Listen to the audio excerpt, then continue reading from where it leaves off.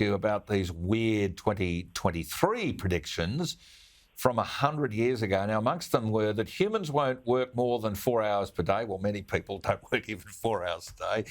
In the year 2023, that's what they were saying. This was a generation that was enormously productive by comparison, I think, to a lot of what we see.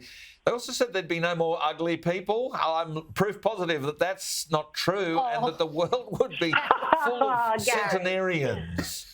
And that today's women would shave their heads. Did you get that? That they reckon that women would shave their heads while men would shockingly wear curls. Well, I've always had waves myself. I mean, fair dinkum, some of these are close, but geez, some of them are a long way off, Liz.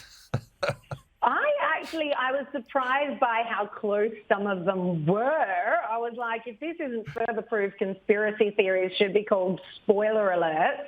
I mean, these guys would have been thought to be absolutely mentally insane 100 years ago. And yet things like women shaving their heads, etc. and so on, they also said women colouring their teeth in black.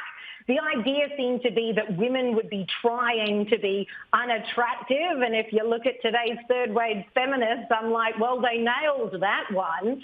But a lot of their predictions seem to be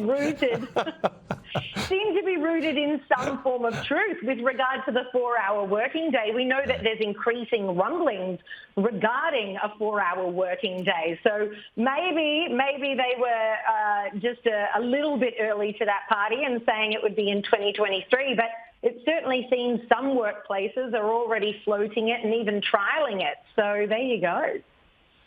Yeah. I've walked into one public sector place once and I said, how many people work here? And I was told about half of them. So maybe they were onto something. But Daisy, how do you feel about a 4-hour work day?